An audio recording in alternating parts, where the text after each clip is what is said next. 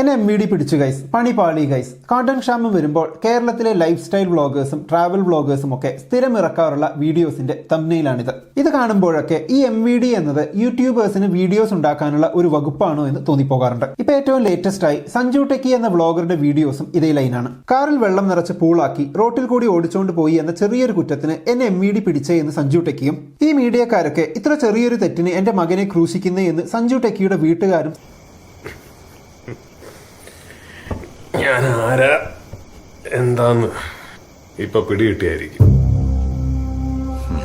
സങ്കടപ്പെടുന്ന വീഡിയോയും കണ്ടിരുന്നു. നിയമപരമായി ഇത് തെറ്റാണെന്ന് അയാൾക്കും അയാളുടെ വീട്ടുകാർക്കും അറിയാം. എന്നിട്ടും വൈറലാകാൻ വേണ്ടി ചെയ്തതാണ്. ഇങ്ങനെ നിയമപരമായി തെറ്റാണെന്നറിഞ്ഞിട്ടും വൈറലാകാനും കോണ്ടന്റ് ഉണ്ടാക്കാനും റോഡിൽ പട്ടി ഷോ നടത്തുന്ന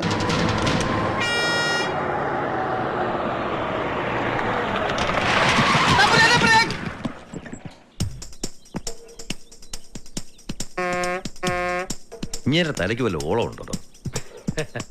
ഇൻഫ്ലുവൻസേഴ്സിന്റെ എണ്ണം കൂടുകയാണ്. അതിന്റെ കാരണം ഇനി MVD പിടിച്ചാലും അതിനുശേഷമുള്ള കാര്യങ്ങൾ വീഡിയോസ് ആക്കിയിടാം, വലിയ പ്രത്യാഘാതങ്ങളൊന്നും ഉണ്ടാകില്ല എന്ന കോൺഫിഡൻസ് ആണ്.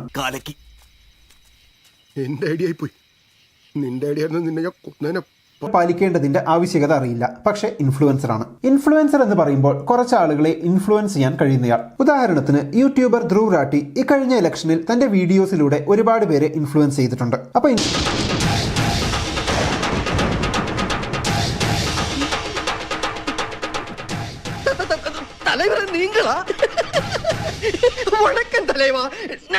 ഇൻഫ്ലുവൻസർ ആണ് നമ്മുടെ സഞ്ജു ടെക്കിയോ. ആവേശം സിനിമ കണ്ട് സ്വന്തം കാർ പൂളാക്കാനുള്ള ഐഡിയ പ്രാവർത്തികമാക്കിയ കുഞ്ഞുവാവയായ സഞ്ജു ടെക്കിയും ഇൻഫ്ലുവൻസർ ആണ് എന്നതാണ് കോമഡി. സംഭവം